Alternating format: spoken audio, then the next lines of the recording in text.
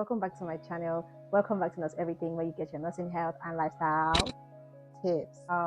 Today I'm going to be walking us through the process of applying for a visitor's visa for our family and friends. The thing about this visa process is that it can cause a lot of anxiety, especially if it's your first time doing it, or all the people that you know have been doing it have been getting rejected. Before I gave birth to my baby girl, I had always wanted my mom to come for Omugo in my mind, yeah. But it was looking like it was going to be impossible because I've not been here for like a long time. I was only in the UK around March 2021. I gave birth to my baby in January 2022. So there were a lot of things that, you know, at the top of your head, you just be like, it's impossible for me to bring my mom. I mean, I've only been here for like a year, you understand?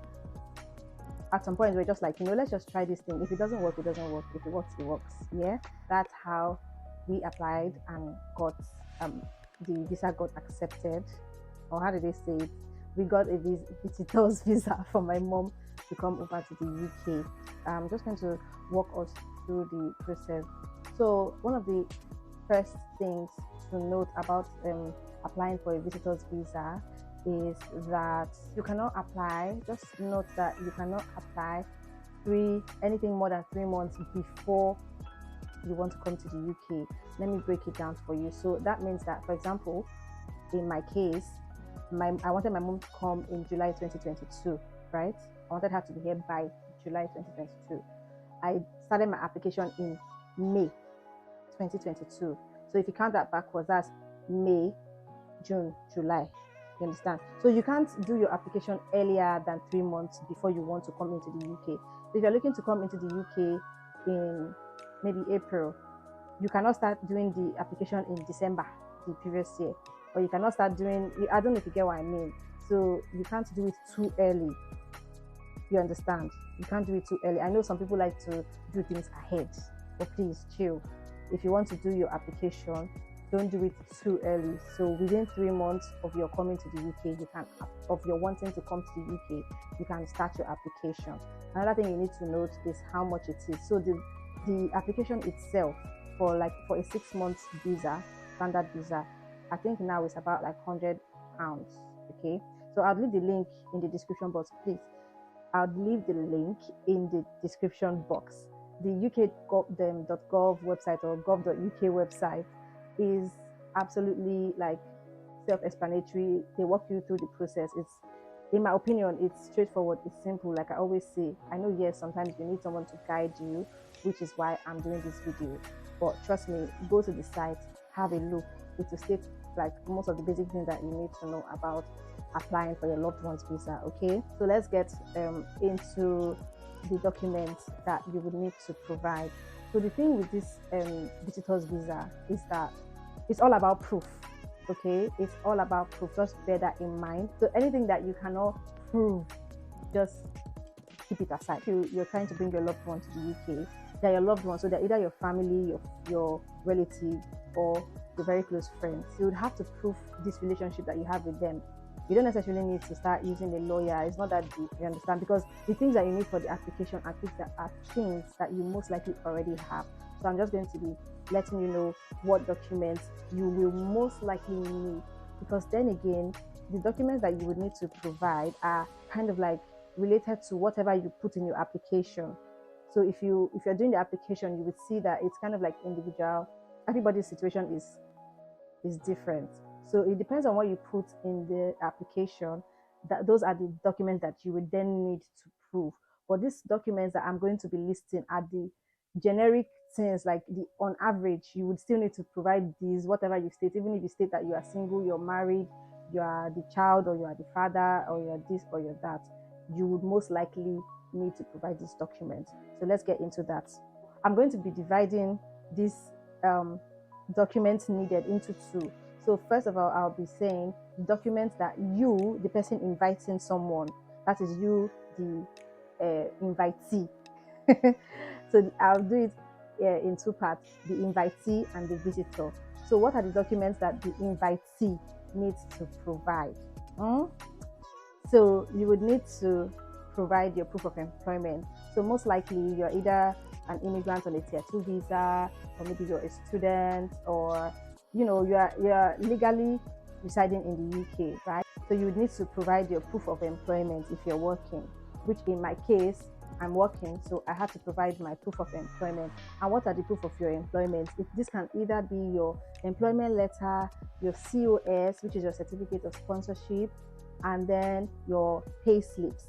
So I had to provide my pay slips for 3 months. Some people would say 6 months, but I had to provide for 3 months because that was like the instruction that I saw. I didn't say anything about 6 months. Yeah, so that's proof of employment. Maybe for students, they might need to provide maybe like your CAS, proof that you are in school, you understand, all that stuff. So that's that. Then the second thing is proof of address. So you would want to provide something that shows where you live, or like this is where you live, because most likely you would, in your invitation, you will state that the person is going to come and stay with you. You understand? So you, as the person inviting, you might need to show proof of address, which could be your utility bill. So your utility bill will carry your address on it. So another thing you need to prove is your relationship with the person that you're about to invite. So if you say, for example, you're inviting your mother to come over to the UK, you have to show proof that this is actually your mother. So it's one thing if you guys are bearing the same surname, it makes things easier, okay? But you need to show things like your birth certificate, which carries, of course, your surname and will show your mother's surname. If you are married, it might not really matter. Just show your birth certificate. That's like the best proof that you can show. Then if your mother, for example, is bearing a different surname from you at the moment, maybe, for example, if your mother and your father are divorced or separated or anything like that, or your mother for some reason is bearing a different name, you have to also show proof of why she is bearing a different name. So if it's a case of maybe divorce or separation, you have to show proof of that by submitting or uploading paperwork to show that, okay? So everything in this process is about proof. Get that? If you're inviting your friends or your cousins or whatever, you need to show proof of how they are related to you. So is it that you show certificates, you show pictures, you show, yeah, I think those are the two major things: pictures, certificates, anything that you can use to show proof of that relationship that you claim you both have. Please go ahead and upload that one. Another category of proof is proof of funds. So you need to show proof of funds. You that is inviting somebody, you need to show your bank statements. So you would have to upload like your 3 months bank statements. This is just to enable them have an idea that you're going to be able to sustain this person that you say you're inviting while they are going to be with you. You understand? It's not like, I don't believe that it's that deep. You understand? It's not like you need to have like millions and billions. All this is going to depend on what you fill, the information that is being filled in the application. Yeah, but definitely you need to show proof of funds in your account. And the next thing you need to show is proof of invitation. So you, as somebody that's inviting someone, you would need to show a letter of invitation. Yeah, this one is I don't know if I'm going to show an example of what that invitation letter looks like. So I'm thinking maybe I might go through the invitation letter in a different video. So I've decided to go through my invitation letter at the end of this video so that I can do a detailed explanation while showing you how to write the letter. So if you're interested, please stick around. I'll be showing a sample of what the invitation letter looks like. So it's just basically like what a formal letter looks like.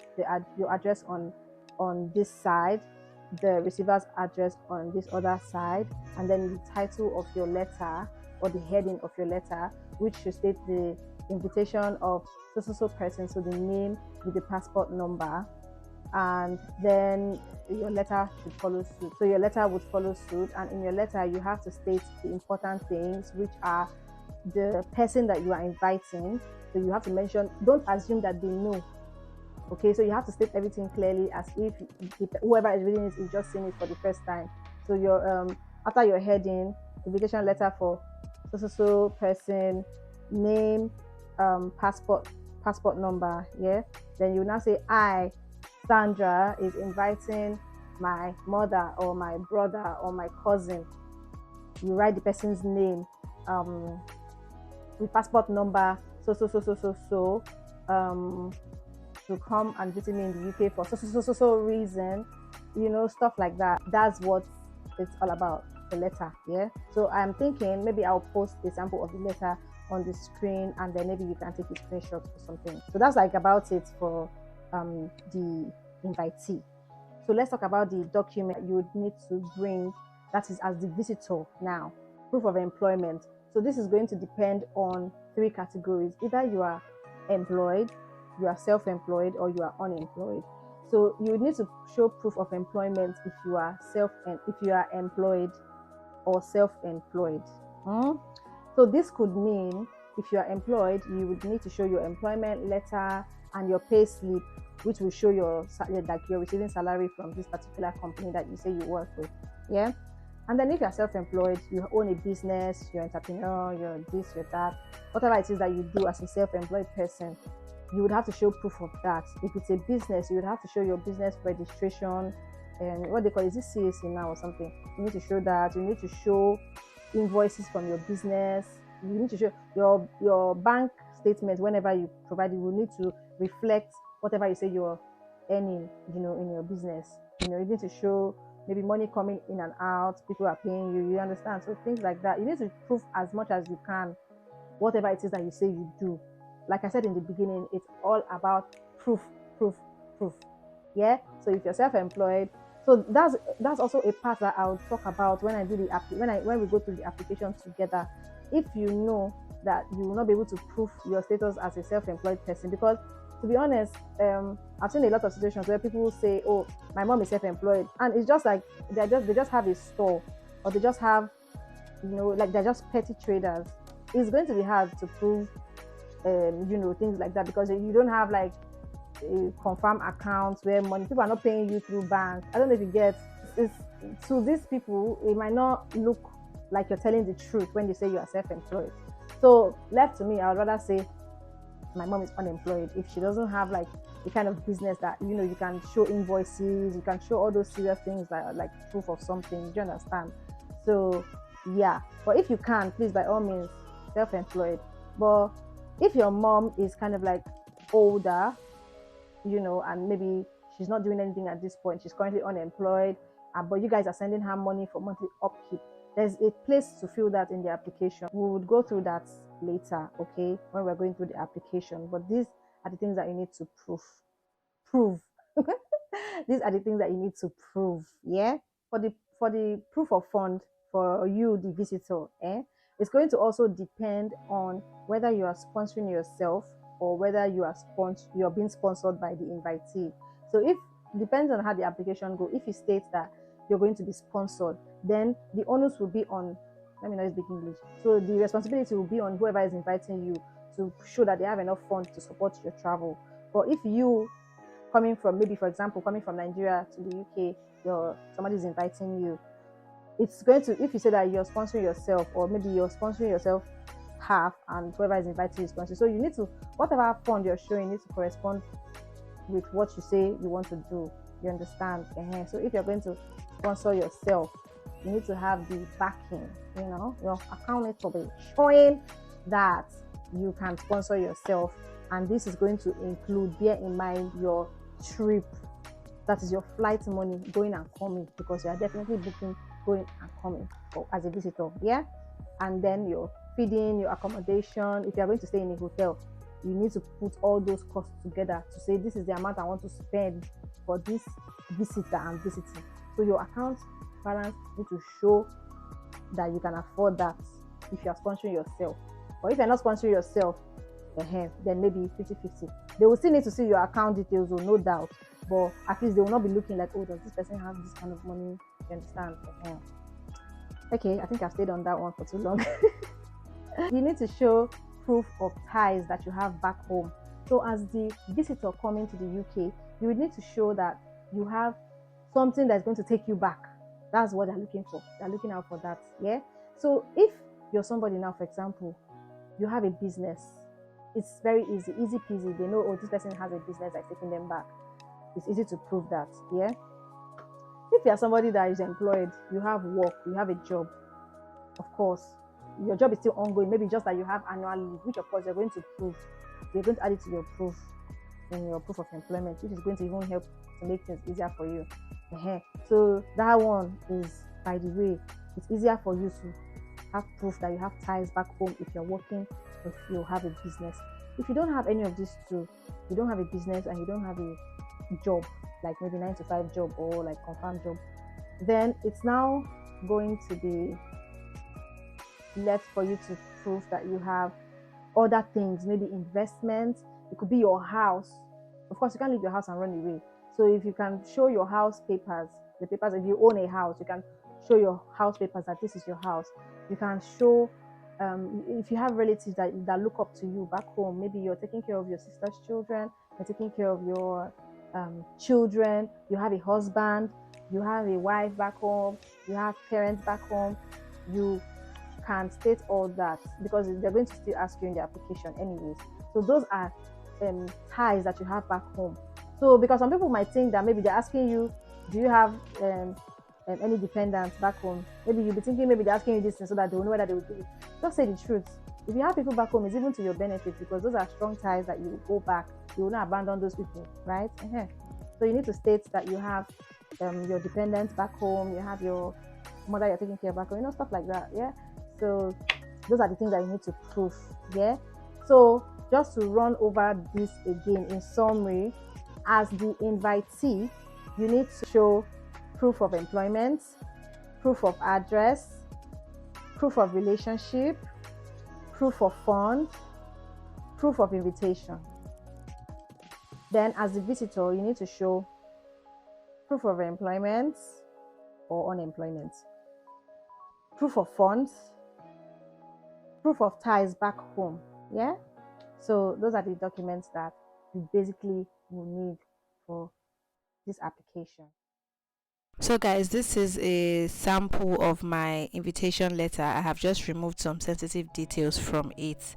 It is a formal letter, so it should follow this format.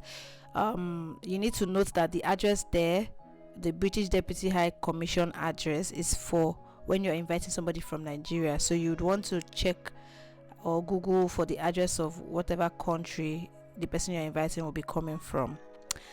Then for the body of the letter, for the heading, please state the person's full name as it appears on their passport data page and state the number.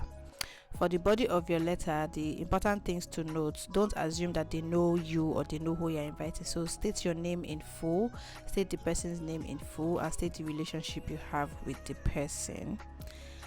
Then, as in the second paragraph, you want to state how long the person will be visiting, and you need to state why they are visiting. Lastly, you need to state your occupation and the company you work for or whoever you work for. Same as if you have a husband, for example, you state for both of you what you do, and then lastly you state the documents that you have attached to the letter, and then close off.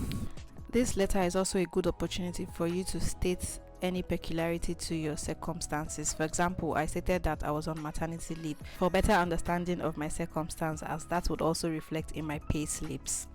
I hope you found this explanation useful. I'll leave an image for those who want to take a screenshot. I will see you guys in my next video. Bye.